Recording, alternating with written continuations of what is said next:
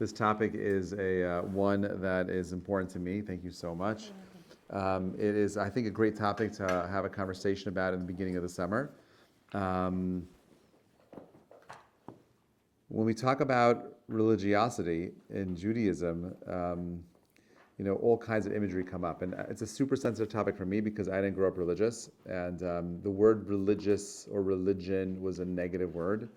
Someone that was religious was crazy; they're a fanatic, so I had a lot of my own soul searching and my own, redefining of terms to deal with as I was going through my own Jewish journey. So I find that the summertime is often a time where we're dealing with like real heavy issues. Like you're dealing with, people going out into the world, partying, all kinds of things. Boys and girls stuff happen in the summer. Choices about where you want to be, who you want to marry. Like there's so much. I just find the summer is a very profound time for spiritual growth, and all too often we kind of like ignore it. We just like let it go under because we think we understand what it is. And what this particular essay does, this is an essay called Frumkeit by Roy Wolbe. It's an Ale Shore, which is a book that he wrote based on these lectures he would give in Jerusalem. He would give these lectures in a place called the Beit HaMusar. It was a school of thought that if you want to achieve the best possible you, there has to be a forward-thinking process that you're actually going through to develop the best version of you. You naturally, some of you are kind, some of you are patient, some of you are understanding, some of you have a great memory. Whatever those built-in midot, those character traits that you have, those are awesome. But every single person here has a chisaron, a lacking in one or two particular areas of their lives that they need to begin to work on. And if you don't work on it, you know what ends up happening? It follows you wherever you go. I find that, I'm in the middle of, I do a lot of couples counseling. Not by choice, it just follows me. And I'm dealing with this young couple. They're married for 3 years, almost 3 years now. They have a kid, 4 months old. They know each other for 12 years. You think it's the perfect marriage. They're ready to get divorced. Can't stand each other. What happened? He started to realize that he put a lot of effort into himself as a person, and she didn't put any effort into herself. And now he's dealing with someone that he's living with and he cares about, but feels like a complete disconnect when it comes to matters of personal development.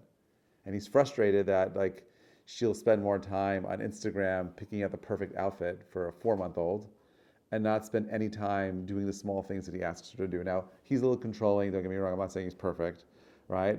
But there is that disconnect. And what ends up happening is like this. We end up ignoring building ourselves up as individuals.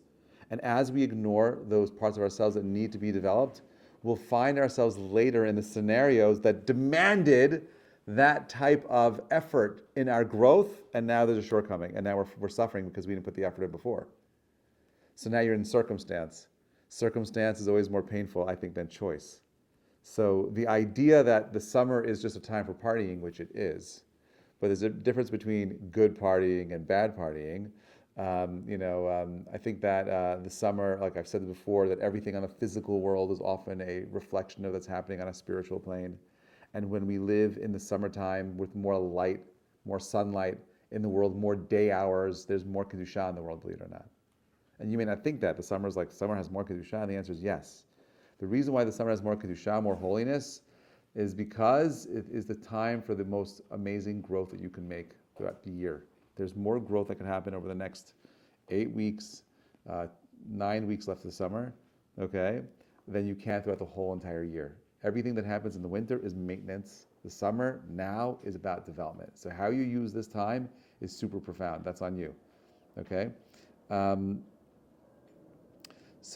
Just again to reiterate, yes. Why though?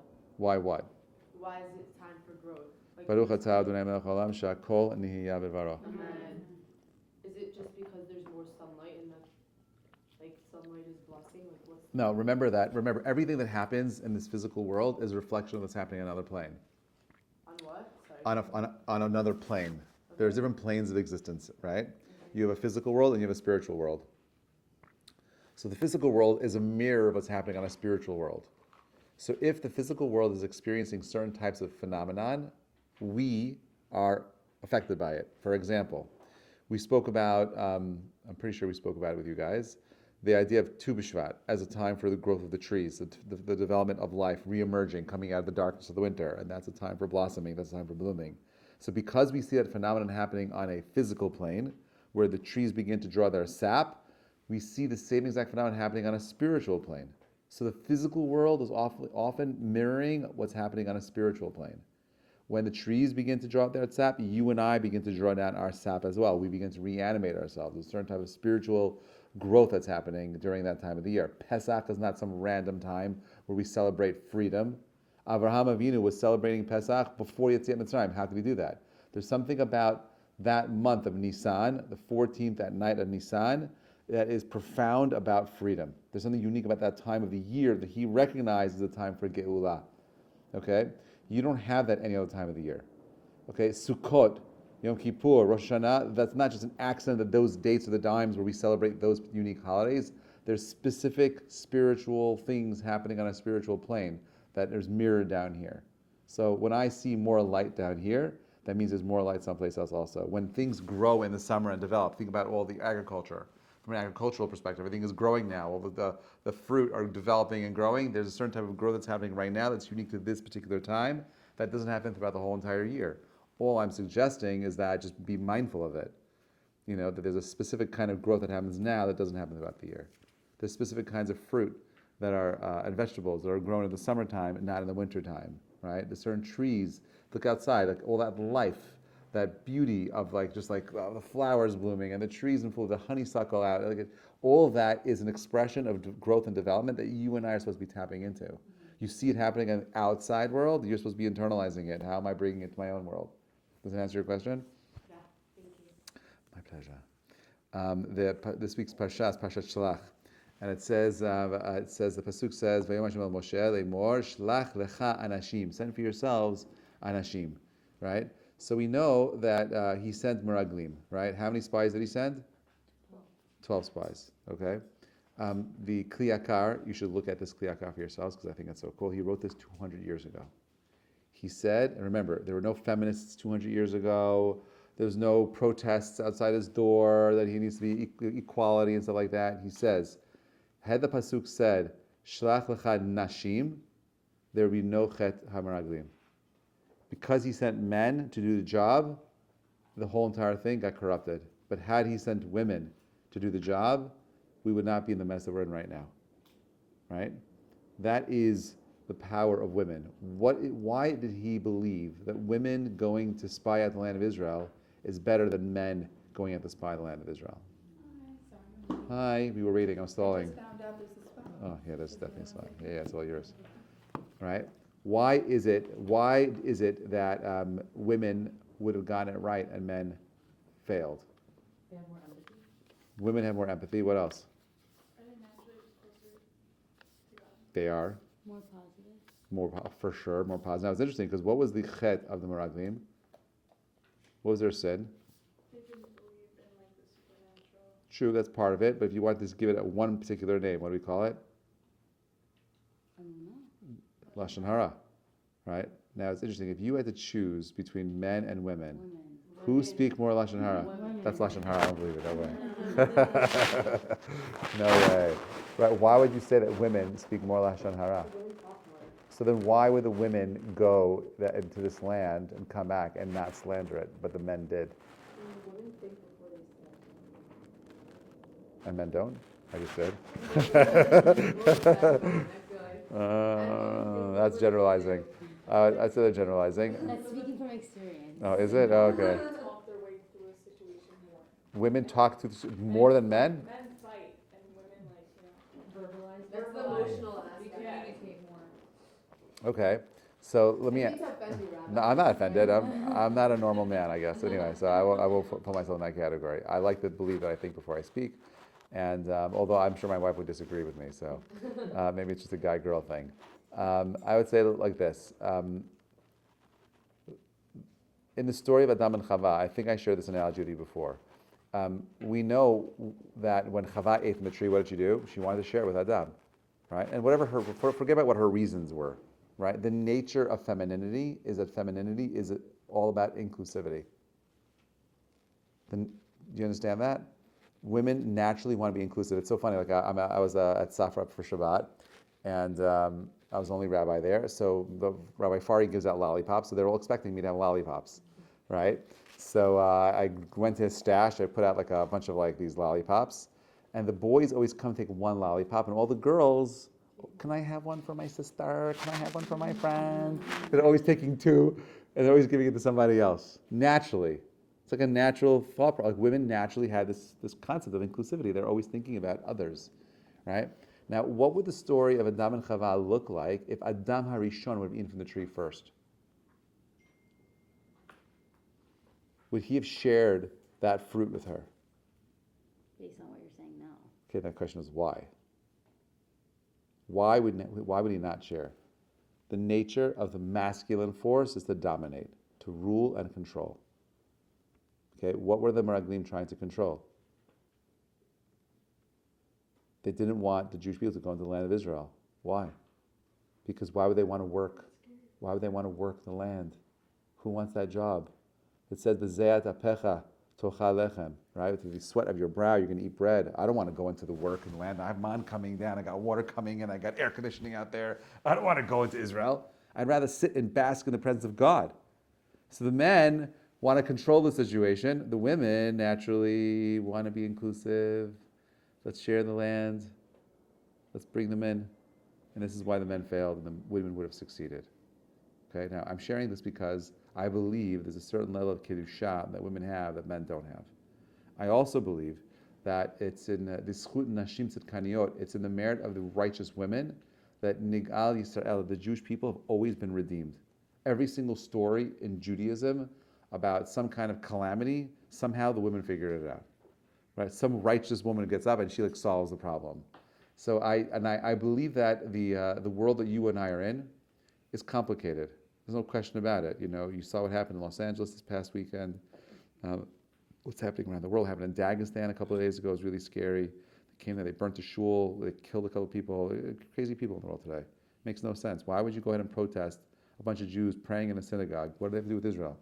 Nothing. You're going to block the doors? Like, the whole thing is crazy. If it would have been a bunch of white people blocking some black church, it would have been all over the news. It would have been a disaster. It's just the Jews. For the Jews, it's okay. We can do whatever we want to do. Right? But I believe that it's in the zchut of the women that we are going to bring Mashiach. Right? That's why I'm here. I'm here to remind you that each of you are special and beautiful, inner and outer, and that the small things that you do now matters. It's not an accident. You're here at a time, at the craziness that we see. Our parents didn't have the craziness. They had it differently. They came from other parts of the world. They still didn't see the stuff that you and I are seeing right now. And therefore, I'm reminding you about the inner beauty that you have. There's a story that is told, and I'll end with this and get back into this. The previous Lubavitcher Rebbe would stand up on his feet and meet with Jews for hours, 10 hours, 9 hours, dollar. His wife was younger. And said, I don't understand. How do you stand up all day? I can't stand up all day. You know what he said to her? He said, when you're counting diamonds, how can you sit? He saw each Jew as a brilliant gem. My question to you is, do you recognize the own inner sparkle of yourselves? Do you recognize the inner beauty, this unique shine that you each have? Do you realize how precious each of you are? Because if you don't, you'll never shine. That's on you. Anyway, so Ali Shore. Okay, can I get someone to read? Who wants to read? Let's do this together, please. Oh, that was beautiful. Thank you so much. That was my introduction. I'll read. Pave. How much, How far do you go? Let's do it like paragraph by paragraph, and then we'll reassess. Everyone's going to read, so get comfortable. Okay. Pave, clear the path, and lift up the stumbling block from before my people. Okay, so this is a pasuk from Yeshayahu. Okay, and he's saying that, he's asking us to go ahead and clear a path. There is a stumbling block. What is the stumbling block that he's talking about? Unclear. But he says, pave a path. You see a tree that falls down, you got to move it out. You got to clear it out. There's a road ahead of us. Sometimes there are things that get in the way, and all he's saying is, Hashem, whatever it is, whatever that stumbling block is, Hashem, remove the stumbling block. Each one of us has a particular stumbling block. I would even say a bias when it comes to how we view ourselves and how we view the world around us, how we view our parents, how we view our siblings, how we view our educators, our mentors, our schools, and so there's a bias that's there. And all he's saying is, Hashem, remove those things from the path the things that block us from moving forward in our own lives. Okay, keep going. On the narrow path that leads towards truth in Avodat Hashem, there is a stumbling block whose name is Frumkeit. There is no accurate Hebrew translation. Okay, so let's describe what is frumkeit. You tell me. Have you heard that word before? From person. Frumkeit? Yeah. So what does that mean, a from person? Like someone who's from. Okay, what does from mean? Religious. Okay, so we often use that word, the word religious, from. Now, it's true, that's the colloquial way of describing what the word means, but he's going to redefine it for us. He's saying that's not true. He's like, the word frumkeit actually means something much more. Now, the word hashkafa, okay, where does that come from? Is that an ancient word or a modern word? You'll be surprised to know that the word hashkafa is only in use in the Jewish lexicon for 150 years. The word hashkafa you don't find it anywhere. You don't find it in Gemara. You won't find it anywhere. Not in any old Sfarim. You find nothing. What was the hashkafa of the Jewish people? What does hashkafa mean, first of all? A philosophy, ideology, way of looking at the world, right? There's a German word, which I'm going to butcher. I'll say it. It's called Weltanschauung, okay? Which in German means a worldview. A worldview is a European concept where we could go ahead and distill everything about like your philosophy into the smallest micro speck that we possibly can, and that's how you lived your life. What is your Weltanschauung? That's a German concept, a philosophical concept. And everyone would say, well, what's your Weltanschauung? So the equivalent to Weltanschauung was Hashkafa. But Hashkafa was never something that motivated me. Why is your Hashkafa different than my Hashkafa? What difference does it make? Does Hashkafa matter? What is Hashkafa? What is my worldview? What is your worldview? I thought our worldview was something called halacha.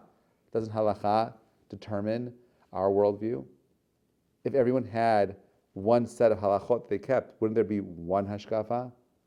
What would Judaism today look like if we got rid of the Hashkafot and we were using a halachic-based system to define our worldview? Well, what does a halachic-based system look like? Well, let's define the word. What does halacha mean?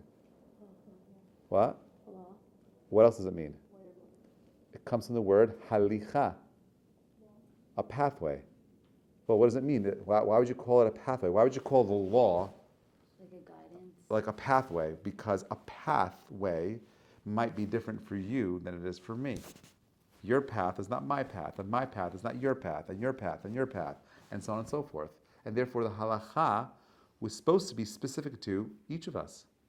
Should have our own set of halachot. Now, I'm not saying, well, you can't keep Shabbat and you do it this way. No, there's a basic set of things. Now the question is, how do you and I apply those things? The application would be unique to each of us, depending on where you and I are at. And at different stages in our lives, you and I would hopefully be, moving up and down this ladder of development and growth, and therefore the halicha, the path, is something that you and I need to be on. A pathway means I see a beginning and an end. I'm walking towards something. I'm going towards something.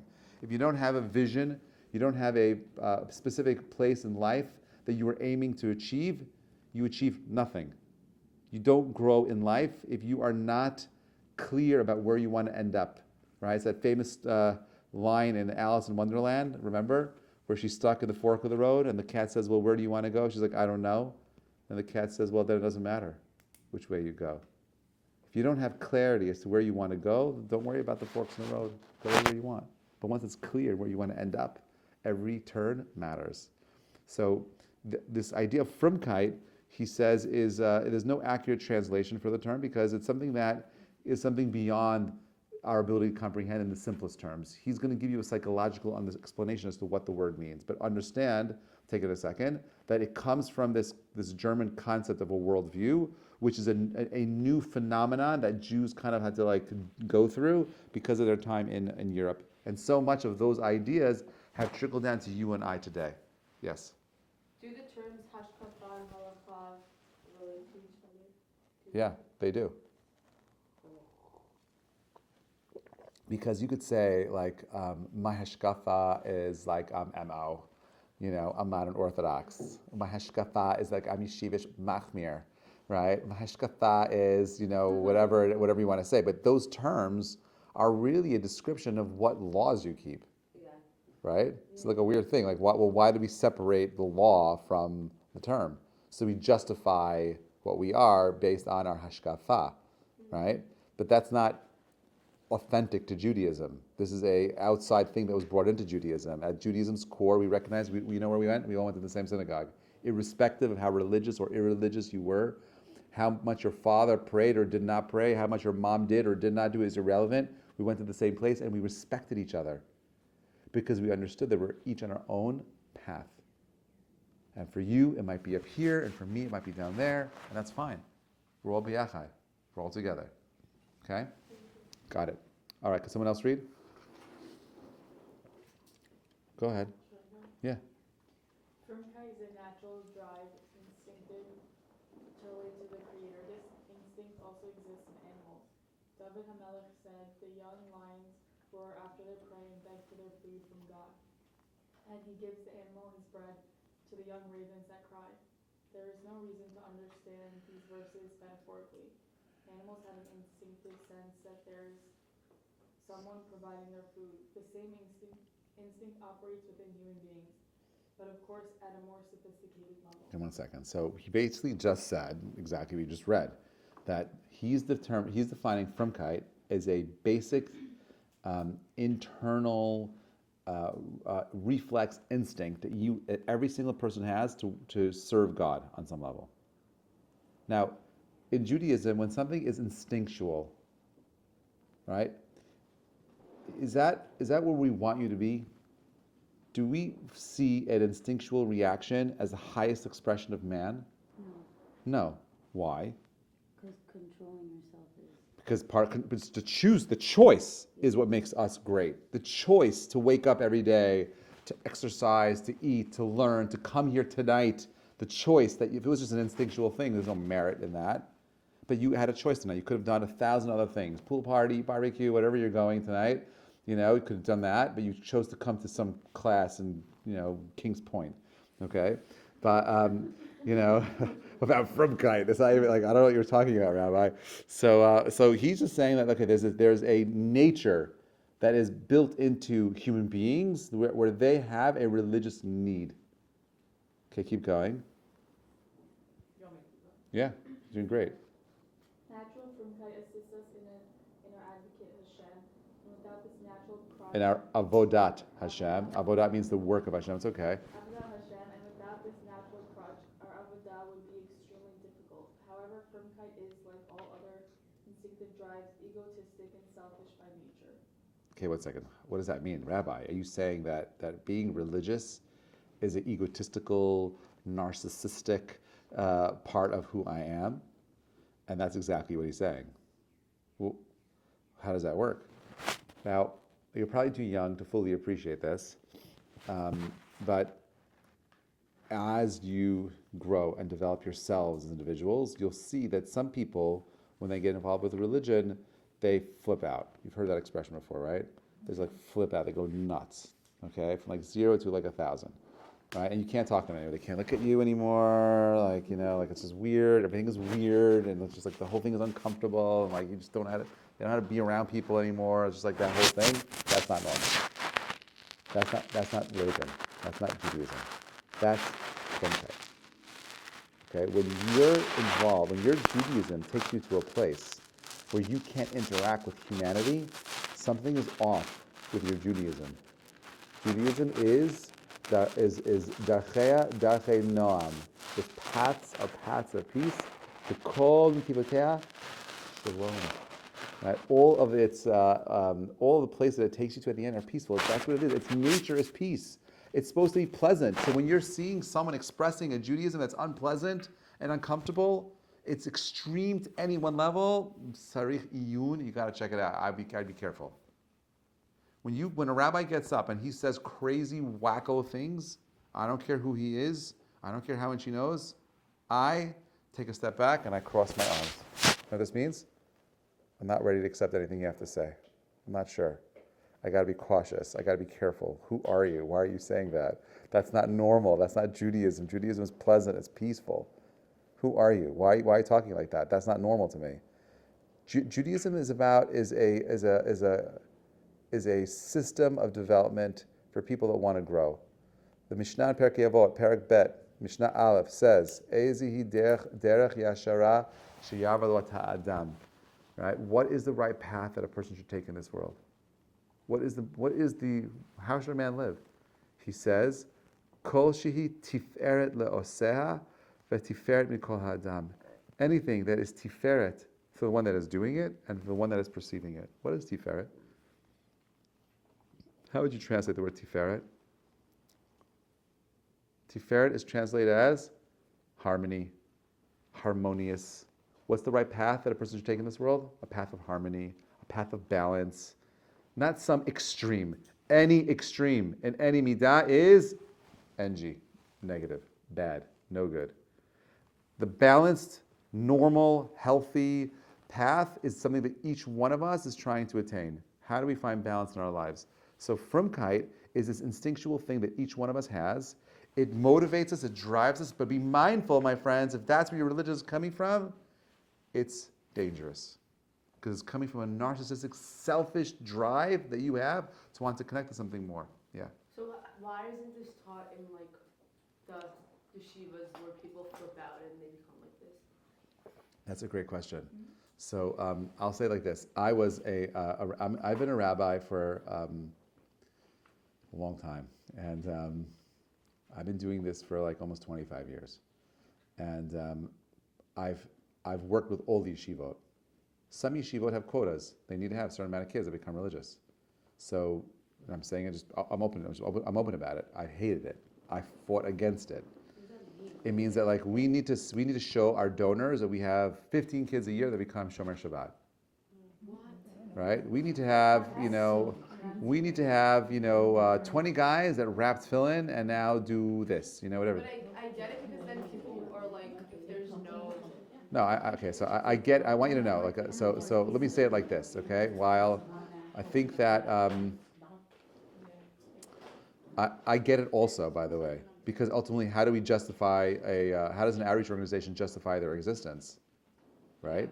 This is the problem with it. The problem is when you start mandating that from the rabbis, they're no longer looking at the students as individuals. They're looking at them as numbers, and that's a problem. That's a problem. So I think the average across the country is that people that run outreach trips will get about 10% of their students to go on to that next level. Okay? All these outreach trips? That's about 10%. That's all it is. But So that's for still a every lot. 100 kids, 10 people become Shomer Shabbat. That's a lot. That's still a lot. Okay? My trips, they're about 23%. Now, what's the difference? Wait, well, What's the difference? What's that? they're older. No. I just You my get own- more choice. No, it's because You're I'm not not looking at anyone as a number. I give them the space. You choose. It's not to me. Oh, I That's what I thought said, you were give the saying that choice. your quota is 20. No. Chas v'shalom. No, I'm saying that my numbers are better, and I'm not pushing. Now, this is the difference. The difference is that a lot of these places are pushing a particular type of. I'm not pushing anyone to do anything. If you don't want to go, that's totally fine. I don't tell you. No, I know. So the point that I'm making is that if you treat people, like adults, and you empower them with real good information and facts, they'll make their own choices. But if I'm constantly like, you got to go to the yeshiva, you got to go to the seminary, you got to, you turn people off. They see right through it. Someone actually, like 3 people pushed me to do that. Yeah, so and like, I didn't realize it. so I wanted to hit their quota. you're there's that quota, and they're like trying to quit the quota, and like it's weird, and I'm against it. But I'm not saying I don't think that people should grow and be involved Jewishly. I just think there's different approaches to it. So if I see you as a person, I heard this from Rav Noach Orlowick, who was definitely had a big influence on me. He said when you work with a student and you have an agenda, a picture of who they should be, you automatically destroy that relationship. You can't have a relationship with them. right? Because it's not about you anymore as a person. It's about me getting you to do what I want. That's dangerous. That's not healthy. That's not normal. And I find that often people that flip are being flipped because their rabbis are pushing and kind of like they're catering to this instinctual part of their religious nature, and it's dangerous. They don't see them as So- like a human anymore. They just see them as someone who's like want them It's a badge on my shoulder. It's a pin on my yeah. Do you find that most people that flip like that flip back? Yeah, most people flip back. Yeah, you flip one way, you flip the other way. To worse or to the same? It depends on the person. Sometimes it goes further down, further up. It depends. Yeah, most of my friends that flipped are not religious anymore. Yeah, are you asking a question? Okay, bye. Yeah. Yeah. Most of my friends became religious, not religious anymore. Most of my friends were like hardcore in it, like black hat right away, the whole spiel. I'm like, and I wasn't at all. I had been liking that stuff. I'm like, why is my, as a matter of fact, when I went back for my Shana Bet, the rabbi that I had was very insistent that we wore black pants and a white shirt. I'm like, what does me wearing a black pants and a white shirt have anything to do with like with me studying Gemara? So I wore khaki pants. I wore my tzitzit on top of my shirt on purpose, right? And like I just came in and he threw me out of class every single day for 6 weeks. But they were adamant about like the type of white shirt you wore. No, they weren't adamant with the white shirt. They didn't care. They just wanted they wanted me to wear a white shirt tucked in, and I said I'm going to wear my tzitzit out. What's wrong with wearing the khaki pants? Like, I don't understand. There is- I never understood So that. 1 second. No, it's not a question looking professional. When that happens, it's because Why do they wanna make they everyone have a the same? hashkafa. Do you understand? We don't use that term here. I don't think I don't use. Never hear the term? Yeah, I've never heard it. I've heard it, but I You don't know you what it probably you probably have you're probably it's so subtle, but I'm telling you it's there. I think it's Right? when we came to you guys, I feel Yeah. like a lot of people were using that term, but like Mhm. I don't know. I don't even like know what it means. Like I don't. So that I'm so but yeah. But it's not In the broader Jewish world, everyone's using that. They're not even. If you're going to BBY versus BBYO versus NCSY or Nifty, okay, I'm not sure if you know what those things are. Those are all like youth movements, like conservative reform and Orthodox. Each one has a different hashkafa. You may not use the word, but it's there. I don't want to say that but yes, you could say religious level, you could say philosophy, ideology, value, however you want to say it, but it's there. Every organization has a particular type of set of hashkafot. I have a set of hashkafot. Me sharing this with you is my hashkafa. I'm all about transparency, open. I want you to think critically. I want you to have the information. Don't want you to make fast choices. I want you to go slow and low. I want you to be healthy, normal, balanced people. That's not like a label. I feel like you're It's saying a- hashkafa is like a label. Like Yeah. You have to fit into No. this I'm not category, saying that. like- I'm saying that most of the Jewish world creates categories, right? You're going to start dating, right? And you look at these things. Well, what's your hashkafa, right? Are you? They ask you Orthodox, Reform, Conservative. When they ask you, do you want? Well, that's really what that question is. They're not using the word hashkafa, but that's exactly what they're asking you. Right? Oh, well, do you want someone who's learning or working? That's a hashkafa question. Shemer Shabbat, that's a hashkafa question. Those are all hashkafot. Those are all your values, right? So yes, you're not using that word, per se, but it's happening irrespective of your awareness or not. It's there. I'm just giving you a way of thinking about it and trying to put it into clearer terms for you. Anyway.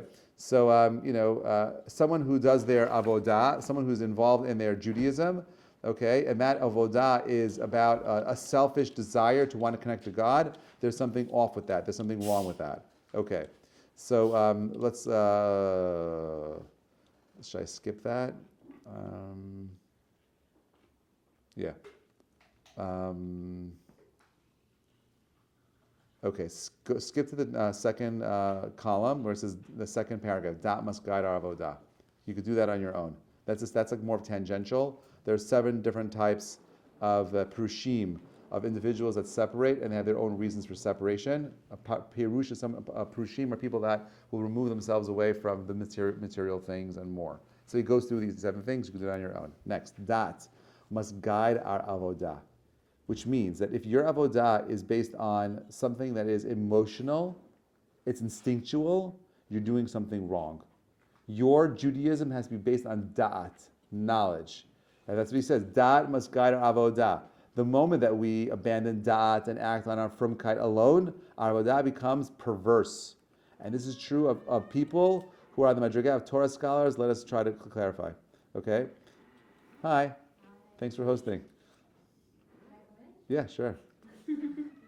So anyway, when your mother walks into the room, you're supposed to stand up.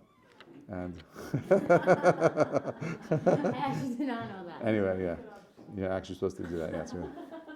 Anyway, okay, fine. So dat must guide our avodah. Okay, that means that when you're thinking about avodah, means the work, the effort that you're putting into this world to make yourselves better, greater human beings. For example, like we just saw her mom walked in, right? So there are halachot of kibbud av va'em. There are very specific laws about honoring our parents. Well, what does that look like? How much honor am I supposed to give to my parents? How much reverence am I supposed to go ahead and give to my parents? Well, there's a set of laws. You go through them. Have you studied them? Have you spent time going through that process of trying to understand what it is that you and I are responsible to do for them? If you haven't, okay, you're not on the path of developing yourselves. You're best when you have knowledge about how to make the choices in the circumstance that you're in.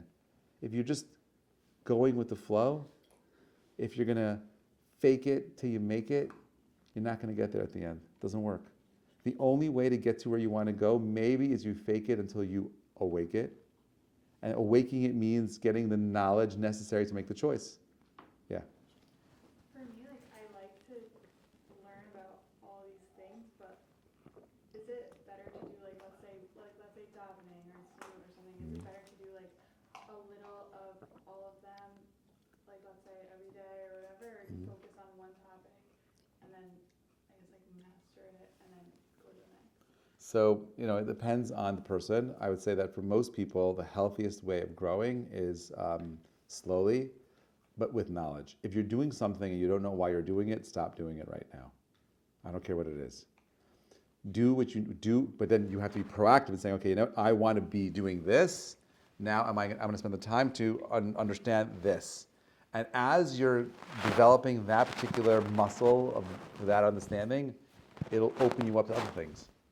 And keep building off of each one. But if you're doing a lot of little things and you don't really know why you're doing any of it, it's just like the visual of what that looks like, you're making a mistake already. That's from kite. Yeah, like me, let's say, like, you shouldn't like try to focus on, let's say, like 3 at a time, like you should work on one. Always one at a time. You conquer one and it takes months before you move to the next one. Right? There's a 3-6-9 rule. You ever hear that? That's a Nikola Tesla's rule. Right? He was obsessed with these 3 numbers. He would not take a hotel room unless it had a 3, a 6, or a 9 in it. He would wash his hands 3 times, just like Hasidim.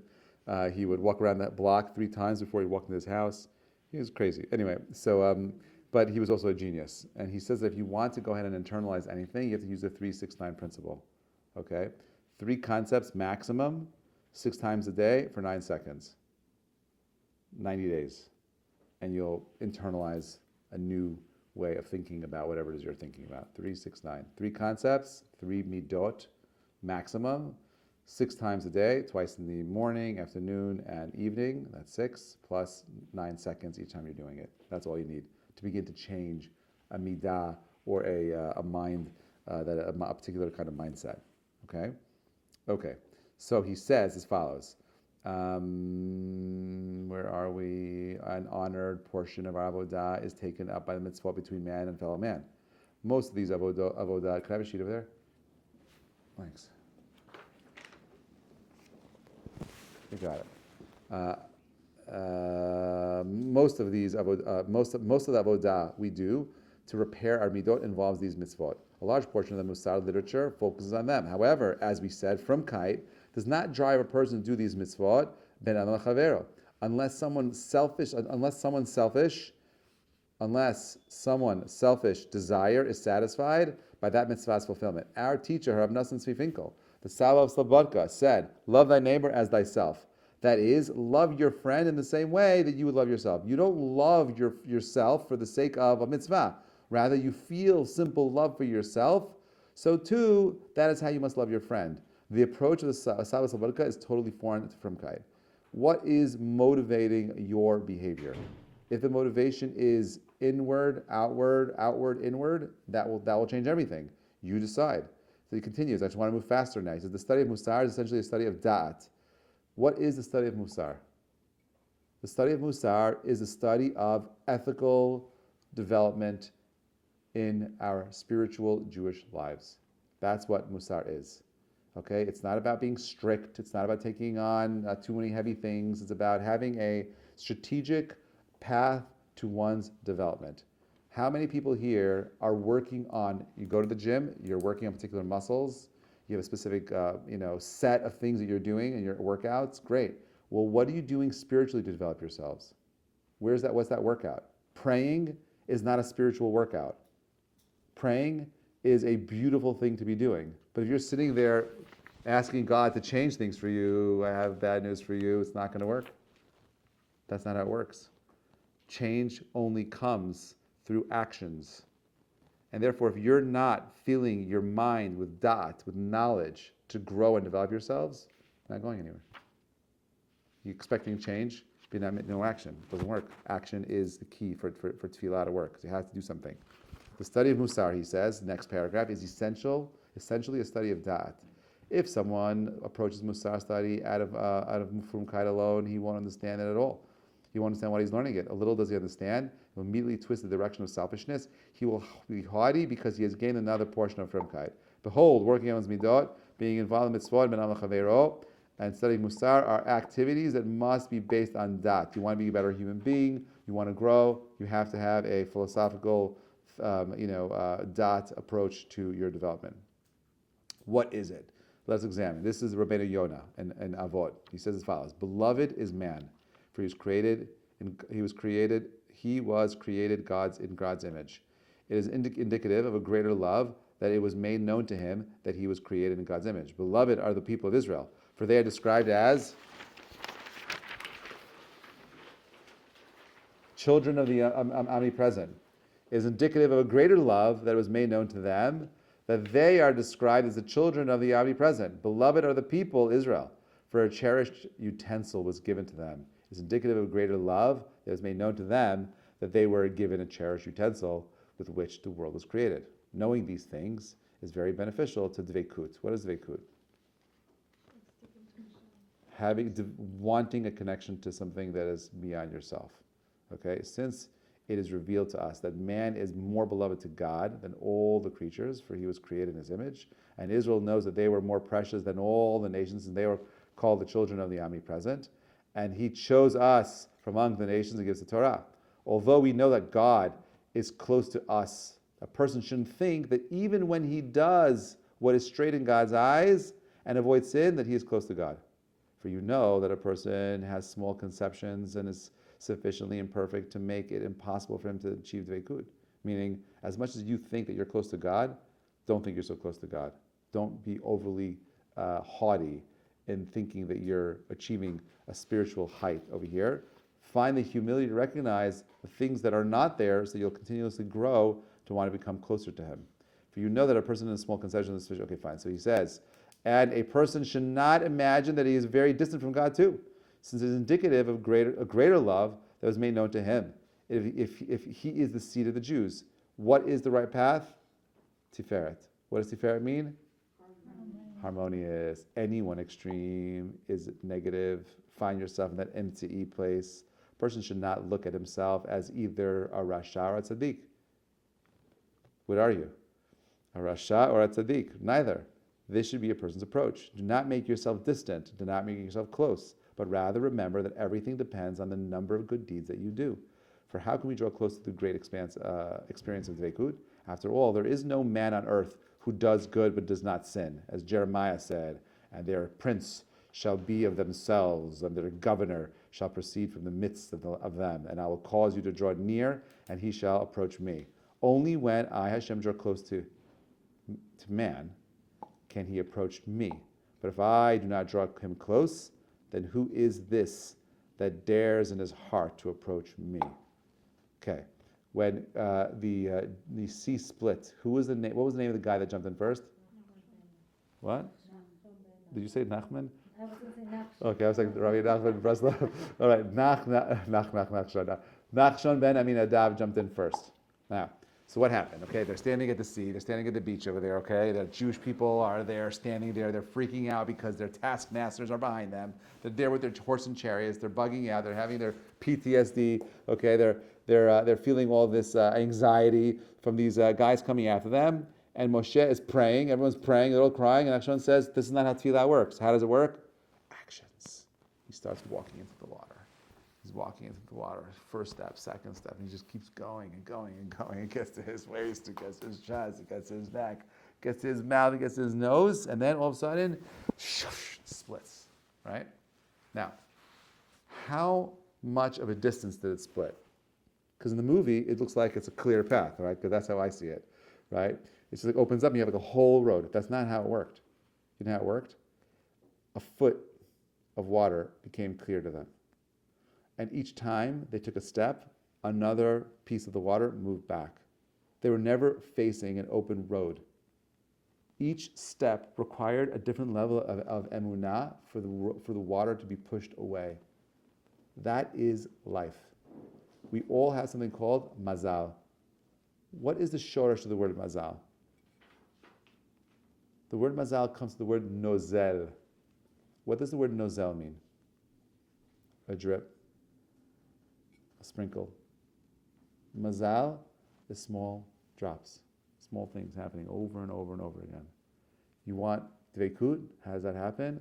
Small steps, over and over again, with dat. Spiritual greatness and development comes from the small things we do over long periods of time. When someone is rushing into something, you're going to crash and burn. And it's not good.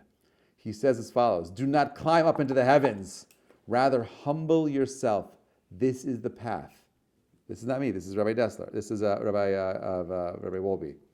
To the extent that someone makes himself small before God, he becomes closer to him. To the extent that he lowers himself and truly recognizes his lowliness, Hashem lifts him up. Here, we're not discussing the midah of submission. Our topic is weaving the true path to closeness. And this brings us to the depth of the matter of frumkeit. Behold, the opposite of frumkeit is submission. Right? Complete submission. Frumkeit is an egotistic drive like all instinctive drives. This is why frumkeit does not contain any submission or true closeness to God. For the Shekhinah will certainly never dwell with selfishness. And the opposite one, who lowers himself and distances himself from the egoism, and in this way he becomes a pure vessel to receive Shekhinah from HaKadosh Baruch Hu, that's how you bring God in. But if the motivation is, whatever that egotistical motivation is, you're not getting God. You submit to the humility, the recognition that I don't know, that the first step to knowledge is the understanding that the more I know not. That I need to question my existence. I need to question my reality. I need to find the right answers. I'm looking for truth. I don't make decisions that are emotional decisions. I want to make grounded, scientific-based choices. And in that path of using my mind, my dat, I will find God. But if it's coming from an egotistical place, you're not going to find God. You have to find the humility to recognize I don't know, and in that space, hopefully you let God in. With this, we can understand the great insight of Yisrael Salanter, that there is a frum bias. Okay, we're on the page 3 on the top. That is, people permit themselves to commit sins in order to fulfill a mitzvah, to some imaginary mitzvah. Frum bias causes needless hatred, lashon hara, rechilut, embarrassing others, lies, machloket, and real destruction. The master of a particular approach, shita, hold it a mitzvah to triumph over their enemies in order to merit some honor like maftir. They think it is permitted to make a huge fight because they want to get that mitzvah. You see this in synagogues happening all the time. People fighting for aliyot, people paying like it's like what are you doing? I was in Colombia for Pesach, and there was a last day. It was like last bidding was like a big deal. Okay, not the university. Okay, good question. Cartagena. Okay, and there's a bidding war happening. Okay, 1,000, 10,000, 15,000, 20,000, 26,000, 27,000. So that, and like the guys are they're killing each other, right? And at some point, one guy says, "You know what? I don't care anymore. It's yours. Take it." I don't know. It's just like what are you doing? Like, why are you buying? What are you getting mad about? Like, if you're trying to raise money for the organization, then great. Like, it shouldn't be personal. So then the guy that bought it said, "You know what? I've never, for the last 35 years since my father has died, I never lost this aliyah. I always won this aliyah. I don't care. I'll go up to $150,000. He says, I'll buy it. I'm thinking, wow, that's great for me. But this other, he says, you know what? I don't want to do that. I'm just giving it to him. I'm buying it for him. Turn the whole thing around, right? And it's such a powerful reminder to everyone there, like that the whole idea of bidding for the aliyah, it's not about power. If you're going to win that aliyah and you made someone else look like a jerk, you think your father wants that aliyah? He doesn't want it. So what's motivating you? What is it that is pushing you to go ahead and do this? What isn't permitted in the time of elections? By the way, I remember in Israel, it was election time, and I wasn't feeling well. I was home from Kollel, and I got a knock on my door, and some guy knocks on my door. It's the guy from my Kollel, like the best guy. I'm like, what are you doing here? Aren't you in yeshiva? He's like, I was told we need to go ahead and get people to go ahead and go vote. I'm like, that's why you're not learning? Like, how weird is that? We do all kinds of crazy things for elections. Whenever you mix politics and religion, there's corruption. Always. And that's why we need Mashiach now. Because no matter what happens in the Middle East, we will never be able to solve it without a higher connection to a higher truth. It'll always be corrupt. So he says, our sages clearly stated, Bava Kama, one who steals wheat, grinds it, bakes it, and makes a blessing over it, didn't really make a blessing. Rather, he just irritated God. It is well known how many stories about statements of Rabbi Yisrael Salanter illustrate how from bias operates within us without us even realizing it. One of the many stories is about the community was waiting for Rabbi Yisrael Salanter before Kol Nidre. This is Kol Nidre, okay? He doesn't come to Beit Knesset, but he never arrived. When everyone returned from shul, they found him beside a crying child's crib. He had passed the home and heard an infant crying. He understood that the woman, the mother, went to shul and left her infant alone. So he entered into the home to rock the crib. He wanted to calm this child. Can you imagine? Kol Nidre, the baby is left in the crib alone because mom wants to go to Beit Knesset. The rabbi of the shul doesn't make it to shul. He's sitting there with the kid. This is a ma'aseh Rav. The Gaon Rabbi Yisrael wanted to teach us the halacha that the obligation of a mother is to remain beside her infant. And by the way, if the mother can't be there, the father has to be there. And when she abandoned the child to go to Kol Nidre, this is not a mitzvah, it is an aveira. That false desire to want to be in Beit Knesset and not be with her kid, that is from Kai. Because if you're using dat, how could you leave your kid? How could you leave your kid at home alone? You're nuts. You're going to leave a baby crying? The rabbi of the shul didn't go to Beit Knesset to teach the community a lesson. The from bias is the product of from kai without dat, which is a selfish drive, and therefore it includes all sorts of selfish biases. Turns out that the from kai can be the direct cause of all sorts of serious averot. This is why we need to base our avodah dafka on dat. This is what the study of Musar is all about, to achieve real avodah with a pure heart. And this is accomplished by studying dat in Avodat Hashem. Dat, a systematic approach to your personal growth and development. It is not easy to become accustomed to the idea. The path of real avodah is not to lift oneself up to HaKadosh Baruch Hu, not to grab angels, but rather to remain on the ground and to descend into the deep submission before God, like the verse states, from the depths, I call out to you.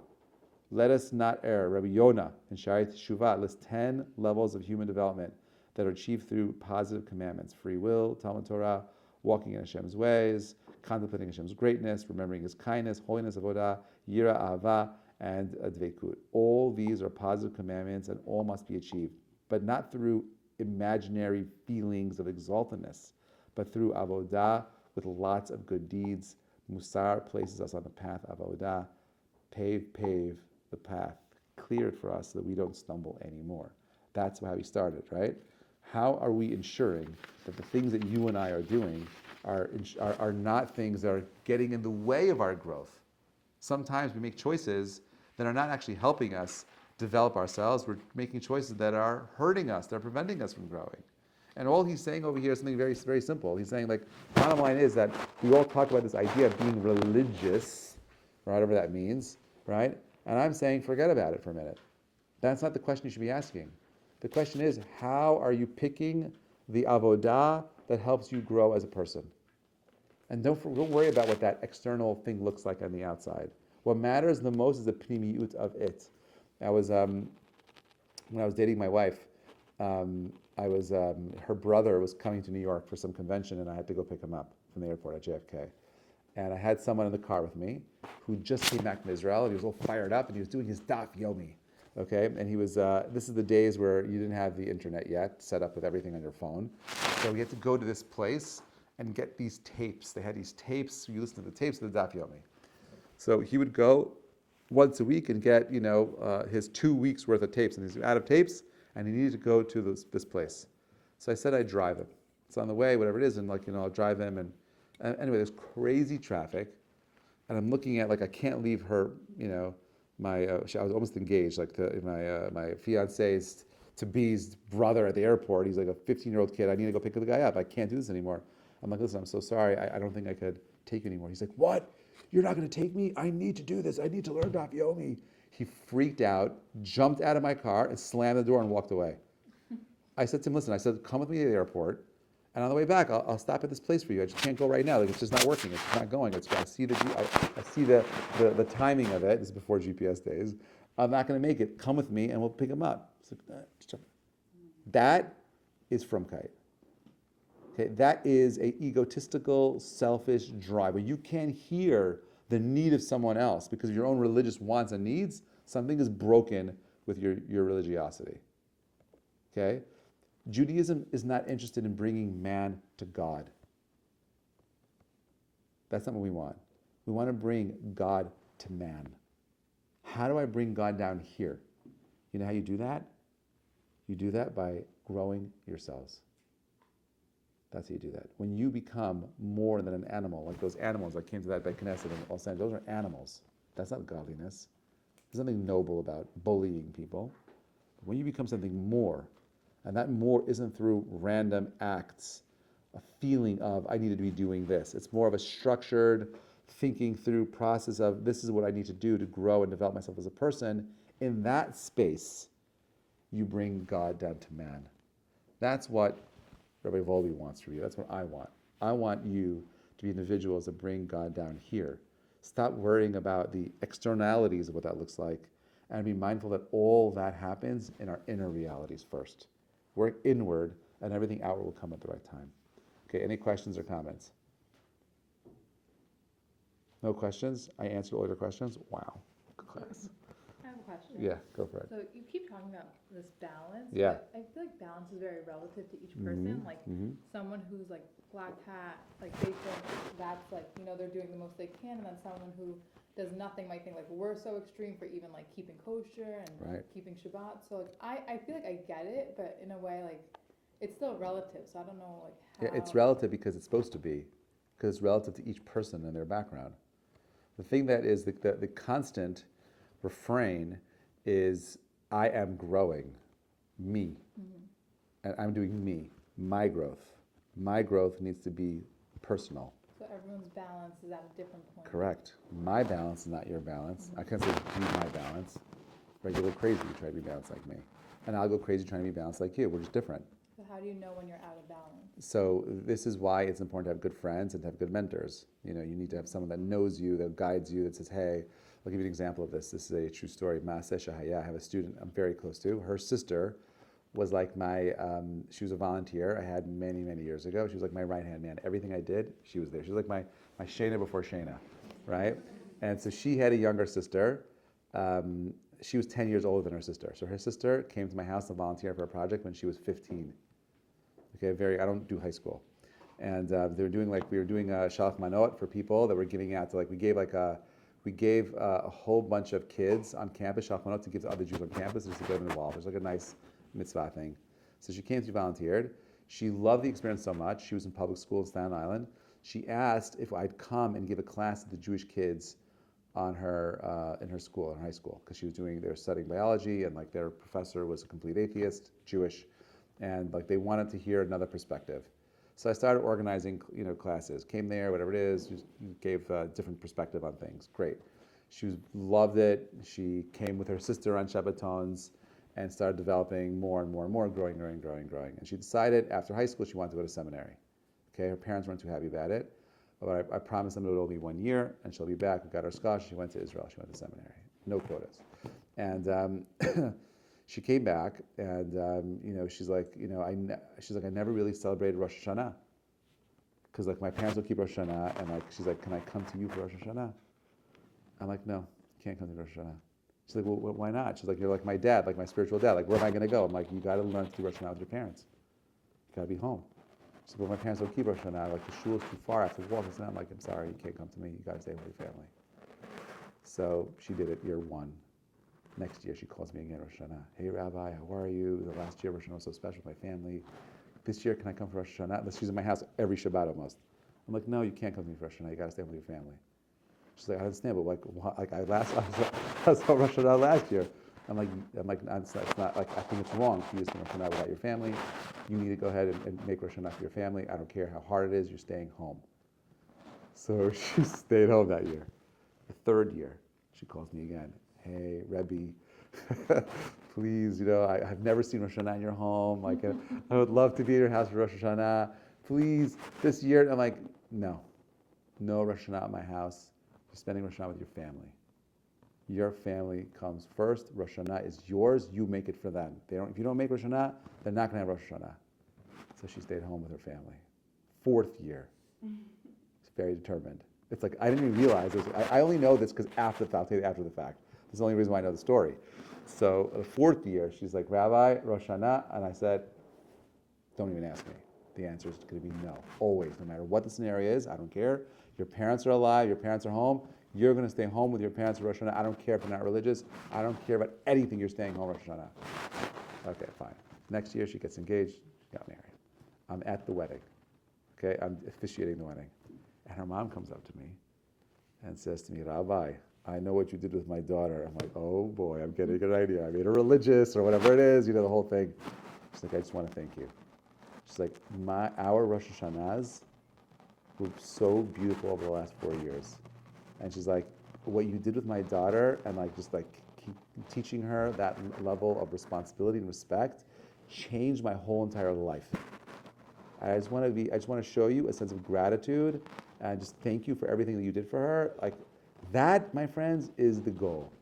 That is beautiful. Because at the end of the day, if someone's religiosity is something that takes them away from their family, then they're doing something wrong with their religiosity. Religiosity is something that's supposed to help you develop closer to your family. A stricter, deeper understanding of the moral responsibility of honoring and revering parents, not taking them away from you. So and so much in our communities, when we hear religious people, the parents often cringe. Well, I don't know if I want my kids to become religious, and they're right, because the religion that they've seen is a religion of divisiveness. They're seeing a religion of frumkeit. That, my friends, is not Judaism. That's a selfish, narcissistic drive that people use to mask religion, but that's not religion. My blessing to each of you is that you find the clarity you need to get onto your own paths. That you're able to recognize the frum biases that we all have, overcome them, find your dot, and become the brilliant diamond that you are. Thank you so much for coming, everybody. Pleasure.